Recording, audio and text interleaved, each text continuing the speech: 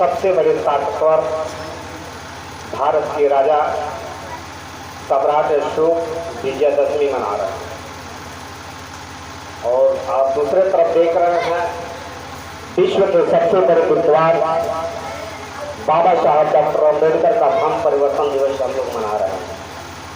भारत में जो लोग जागृत हैं वह बाबा साहब डॉक्टर अम्बेडकर का धर्म परिवर्तन दिवस और विश्व विजेता सम्राट अशोक के विश्व का जो सबसे बड़े शक्तिशाली राजा हुए, अभी हमारे रवि भाई ने बताया था, आज उनका जो है विजयदशमी मनाई जा रही है। हम लोग भी इसी के उपलक्ष्य में इकट्ठा हुए हैं। तो बाबा साहब ने धर्म परिवर्तन क्यों किया, सम्राट अशोक विजयदशमी क्यों मनाना चाहिए, ये हम सब लोगों को जानना जरूरी है। साथियों, थोड़ा सा हम आप लोगों से पूछना चाहते हैं, इसमें कितने लोग हैं जो संविधान देखे हुए, हाथ ऊपर कीजिएगा। संविधान और कितने लोग हैं जो इसमें संविधान से पहले जो संविधान चलता था जिसको मनुस्मृति कहा जाता था देखे हुए हैं, हाथ ऊपर कीजिए। मनुस्मृति, बहुत अच्छी बात कि आप लोगों ने मनुस्मृति देखा है और मैं उम्मीद करता हूं कि आप लोग पढ़े भी होंगे। जो लोग नहीं देखे हैं उनको मैं दिखाना चाहता हूं। 1947 के बाद यही भारतीय संविधान है जो इस देश में लागू हुआ बाबा साहब डॉक्टर अम्बेडकर द्वारा। संविधान के बदौलत आज मैं दलसिंगार कुशवाहा, एक कुशवाहा का लड़का, तो माइक से बोलते मेरे को जो है महसूस होता है कि बहुत अजीब से महसूस होता है कि 1947 से पहले हमारे दोस्तों के साथ क्या होता होगा। इस संविधान का देन है कि आज हम इस माइक से बोल रहे हैं, नहीं तो अभी ऐसा आपने दिखाया कि जो है लोग हमारे पीछे झाड़ू और घेराबंदी करते थे और हमें पढ़ने का अधिकार, मंच पे बोलने का अधिकार और समाज में बोलने का अधिकार जिन लोगों ने कानून बना के रोक लगाया था, उस संविधान का नाम है मनुस्मृति। यह मनुस्मृति इस देश के बड़ा दुर्भाग्य है कि जब अपने पुरखों का इतिहास बताया जाता है, अपने पुरखों से चर्चा किया जाता है, तो हमारे लोगों को समझ में नहीं आता। इसी किताब के द्वारा, इसी कानून के द्वारा 1947 से पहले हमारे दादा परदादाओं को पढ़ने का अधिकार, धन रखने का अधिकार और हथियार रखने का अधिकार नहीं था। एक कानून बना के रोक लगाया गया था। मैं ऐसे महापुरुष ने आज जो है विजयदशमी जो धर्म परिवर्तन दिवस से जो है आप लोग आए हैं, तो मैं अपने तरफ से आप लोगों को मैं बधाई देता हूं और मैं उम्मीद करता हूं कि इसी तरह हर साल आप लोग अपने महापुरुषों के जो विजयदशमी और धर्म परिवर्तन दिवस के रूप में यहाँ पे इकट्ठा होंगे। साथियों, एक उद्देश्य है और कोई भी कार्यक्रम किया जाता है तो उसका एक उद्देश्य होता है, बगैर उद्देश्य का कोई कार्यक्रम नहीं होता है। अभी आपने सुना होगा इस देश में हमारे रवि भाई ने बताया कि लोगों ने पढ़ाया जो जिंदा वही सिकंदर। आप लोगों ने पढ़ा होगा, सुना होगा कि लोगों ने बताया कि जो जीता वही सिकंदर। जब जिसने सिकंदर को जीता वो हमारे समाज में किसी व्यक्ति को कोई पता नहीं है। क्यों कि धोखेबाज सलमान लोगों ने जो विदेश से आए इस देश में, उन लोगों ने बताया नहीं और आप लोगों ने जानने का प्रयास नहीं किया। जो सिकंदर जो जीता वही सिकंदर जिन लोगों ने बताया, और आज मैं बताता हूं कि जो सिकंदर को जीता वो कौन था। आप लोगों को पता है? नहीं पता है? कितने लोग को? लगभग इतने लोग बैठे हैं, लगभग 10-15 लोग। बाकी लोगों को मैं बता रहा हूं कि जो लोग नहीं जानते हैं जान लें। जो सिकंदर को हराया वह भारत का सबसे शक्तिशाली राजा, उस राजा का नाम चंद्रगुप्त मौर्य था। आज से याद रख लीजिएगा कि चंद्रगुप्त मौर्य ने सिकंदर को भी हराया और सिकंदर के सेनापति शेरकश ने अपने बेटी से शादी करके कि आपके पुरखों के साथ गया और सात खाड़ी देश जो है दहेज में देकर गया। ये आपके पुरखों का इतिहास है। हमारे देश में 6,743 जातियां भारत के मूल निवासियों को जो बांटी गई है, ये एक वर्ण व्यवस्था के अनुसार बांटा गया है। इस देश में दो व्यवस्थाएं चलती है। एक व्यवस्था है वर्ण व्यवस्था और एक व्यवस्था है गण व्यवस्था। गण व्यवस्था में क्या है कि छोटी हो या बड़ी कोई जाति नहीं होती है, सभी लोग राजा बन सकते हैं। और वर्ण व्यवस्था में है कि ब्राह्मण, क्षत्रिय, वैश्य, शूद्र, ये वर्ण व्यवस्था है। और वर्ण व्यवस्था में ब्राह्मण पढ़ सकता है, पढ़ा सकता है, धन रख सकता है, हथियार रख सकता है। क्षत्रिय सिर्फ राजा बनेगा और किसी को बनने का अधिकार नहीं है। वैश्य व्यवसाय करेगा। हम भारत के जितने यहाँ पे लोग बैठे हुए हैं, इसी में लिखा हुआ है कि हम सभी लोग इन तीनों वर्णों का जो है सेवा निस्वार्थ करेंगे। कुछ लेने देने की जरूरत नहीं है।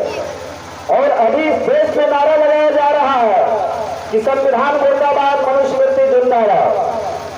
क्या आप लोग मनुस्मृति का राज चाहेंगे? हाथ ऊपर करके कहिए। अगर नहीं चाहेंगे और संविधान का राज चाहेंगे तो आप लोगों को जानना होगा। कुछ लोग कहते हैं कि लड़ाई लड़ने से पहले दोस्त और दुश्मन की पहचान होनी चाहिए। आज हमारे देश में हिंदू और मुसलमान के मुद्दा खड़ा किया जाता है, ओरिजिनल दुश्मन छुप जाता है। क्यों छुप जाता है? कि हमारे लोगों को जानकारी नहीं है। वर्ण व्यवस्था है। वर्ण व्यवस्था को इस देश में स्थापित किया गया है और गण व्यवस्था से हम लोग चाहते हैं कि इस देश में जन जन तक पहुंचना चाहिए। क्या हम लोगों को बच्चे को डॉक्टर, वकील, इंजीनियर बनने का अधिकार नहीं है ना? साथियों, इस देश में बहुत सी राजनीति हुई। कई ऐसे लोगों ने राजनीति किया, शासन और सत्ता में पहुंचा। और विश्व के सबसे बड़े ताकतवर राजा सम्राट अशोक के नाम पर एक भी देश में छुट्टी नहीं मनाई जाती है। कहीं मनाई जाती है? इतने लोग बैठे हैं, तो बता सकता है कि सम्राट अशोक के नाम पर छुट्टी होता है क्या? नहीं होता है ना? छुट्टी होनी चाहिए कि नहीं? जो दुनिया के सबसे ताकतवर राजा थे, उनके नाम पर छुट्टी नहीं होनी चाहिए, पर होनी चाहिए। नहीं होता है इस देश में। सरकार किसी की नहीं हो, चाहे कांग्रेस हो या बीजेपी हो इस देश में। बंगाल में सम्राट अशोक चंद्रगुप्त मौर्य के नाम पर छुट्टी नहीं दी जाती है। आज सम्राट अशोक विजयादशमी है, वरना छुट्टी दिया गया है तो दशहरा के नाम से दिया गया। क्या आप लोग जानते हैं कि दशहरा किसे कहा जाता है? नहीं जानते हैं। ये जानना जरूरी है कि जब मौर्य वंश से 10 राजाओं ने इस देश पे शासन किया तो किसी विदेशी की औकात नहीं थी कि भारत की तरफ आंख उठा कर देखे। किसी विदेशी की इतनी औकात नहीं थी। पर जब पुष्यमित्र शुंग नाम का ब्राह्मण, आप लोगों ने शुंग वंश का इतिहास पढ़ा होगा, जब पुष्यमित्र शुंग नाम का ब्राह्मण जो मौर्य वंश के घर सेनापति था, बृहद्रथ मौर्य का हत्या करता है। हत्या करने के बाद दशहरा मनाई जाती है। दशहरा मनाया जाता है और उसी दशहरा में हमारे लोग शामिल होते हैं। दशहरा जिस 10 पीढ़ी को कोई हराया नहीं, कोई विदेशी, उस राजा को उसके गद्दार सेनापति ने हत्या करने के बाद और दशहरा घोषित किया। और हमारे लोग इतिहास को नहीं जानते। जिस लोगों ने आपके पुरखों का इतिहास समाप्त किया, जिन लोगों ने आपको राजगद्दी छीन लिया, जिन लोगों ने आपको कहा चार पाए नहीं कर सकते हैं, आप पढ़ नहीं सकते हैं, आप पढ़ा नहीं सकते, आप डॉक्टर, वकील, इंजीनियर नहीं बन सकते हैं, उन लोगों को आप लोगों ने क्या किया? आप उनके 6 मिनट ढूंढते हैं कि पंडित जी के 6 मिनट मिल जाए तो हम कर जाएंगे। अरे साथियों, आप लोगों को कभी नहीं चाहते कि आपके बच्चे डॉक्टर, वकील, इंजीनियर बने। इसलिए सम्राट अशोक विजयादशमी और बाबा साहब डॉक्टर अम्बेडकर का धर्म परिवर्तन दिवस मनाना जरूरी है। क्यों? कि बाबा साहब डॉक्टर अम्बेडकर कहते हैं, जो कौन अपना इतिहास नहीं जानता भविष्य का निर्माण नहीं कर सकता। आज भारत के लोग अपने इतिहास को नहीं जानते हैं। आज हमारे समाज के लोग जो यहाँ के भारत के जातियों में बांटे गए, किसने बांटा, ये जानना जरूरी होगा। इसलिए कि बुद्ध के काल में हम वर्ण व्यवस्था में बटे हुए थे और वर्ण के बाद जब जाति व्यवस्था में पुष्यमित्र शुंग नाम का ब्राह्मण जब सम्राट अशोक के दो 10वें पीढ़ी के राजा पुत्रव्रत मौर्य उनका हत्या करता है और हत्या करने के बाद एक समीक्षा बैठाता है कि हम ब्राह्मणों का राज कैसे चला गया, मान सम्मान कैसे चला गया। तो उस समीक्षा में पाया जाता है कि जो कपाल से सिर छिलवाकर एक गेरुआ बस्तर पहन के गाँव घूम रहे हो। अभी हमारे रवि भाई ने बताया चक्र वृक्ष में चाल कम बैगन उठाए बैगन सिखाए, जो खुद ने नारा दिया था, ये मेरे भक्ते, अरे मेरे अनुयायियों, तुम गाँव जाओ और जाके उन लोगों के कल्याण की बात बताओ। और भगवान बुद्ध के अनुयायी जो भक्ते आप लोग देखते होंगे, वो गाँव जब गए और उसके कल्याण की बात बताए तो लोगों को समझ में आया इनका शासन सबका मान सम्मान सब खत्म हो गया। और समीक्षा में क्या पाया गया कि इन्हीं बौद्ध भिक्षुओं के कारण हमारा शासन सत्ता खत्म हो गया। तो उसने क्या किया, पाटलिपुत्र में जिसका नाम पटना था, पाटलिपुत्र था, पाटली के बाद पटना है। और आज वहां पर अशोका मैदान के नाम आप लोग पहले इतिहास में सुने होंगे। अशोका मैदान का नाम चेंज करके गांधी मैदान रखा गया है। गांधी मैदान जो है अशोका मैदान का नाम चेंज करके गांधी मैदान रखा गया है। इसलिए कि बीजेपी या कांग्रेस यह लोग सिर्फ नाम बदलना चाहते हैं, काम करना नहीं जानते। हमारे लोगों के हमारे पुरखों का इतिहास जैसे आप साकेत का अयोध्या में लोगों ने कर दिया, इसी तरह ये लोग नाम बदलना चाहते हैं। और जब वहां से उसने हत्या किया और हत्या करने के बाद भाग के वहां से फैजाबाद गया और फैजाबाद से जाकर साकेत में गया और साकेत में जाकर अपने नाम से वहां पर अयोध्या नाम की एक नगरी बसाई जिसका नाम था साकेत। उसका नाम उसने चेंज किया और चेंज करने के बाद अयोध्या रखा। अयोध्या के मतलब होता है कि बगैर युद्ध किए हुई भूमि। वहां पे पहले राजा महाराजा एक राजा दूसरे राजा को हरा के अपना राजा स्थापित करते थे, वहां पे कोई राजा नहीं था। और जो मौर्य वंश के राजा थे उनको तो हत्या कर दिया था। तो वहां जाकर उसने क्या किया, अयोध्या बसाया और अयोध्या से अपना हुकूमत चलाना शुरू किया।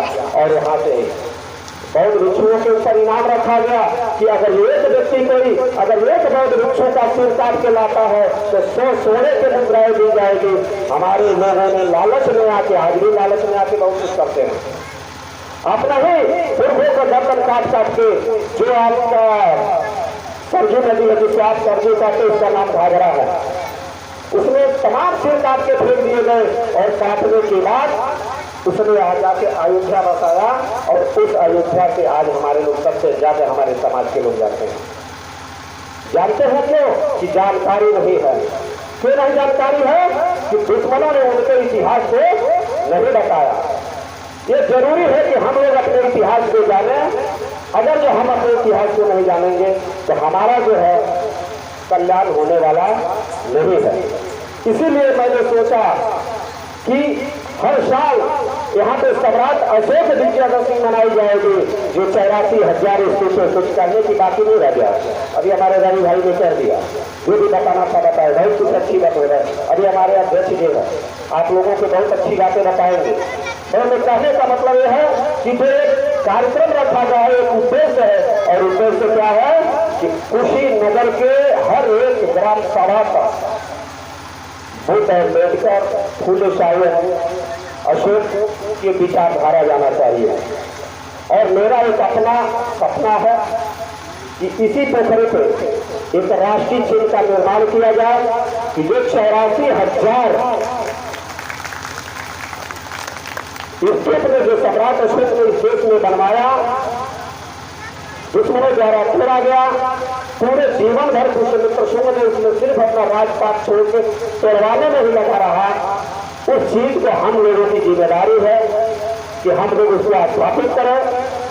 तो हम आप लोगों से चाहते हैं, उम्मीद रखते हैं कि आप लोग भी इस राष्ट्रीय चिन्ह को लगाने के लिए समाज में प्रचार प्रसार करें कि दुश्मन हमारे जो इतिहास को मिटा रहा है वो मिटा ना पाए।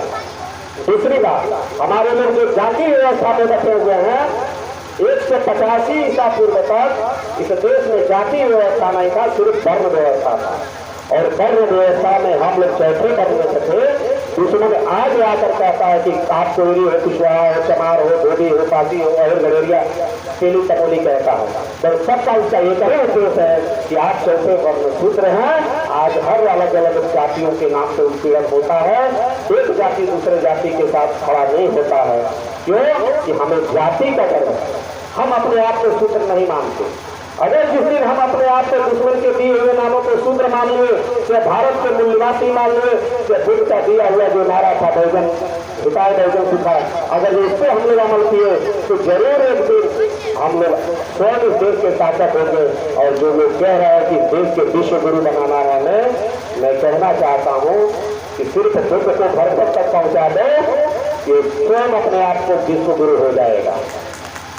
बनाने की कोई जरूरत नहीं है। विश्व गुरु बनाने के लिए हर बच्चे को पढ़ाना होगा, अच्छा शिक्षा देना होगा, स्वयं विश्व गुरु हो जाएगा।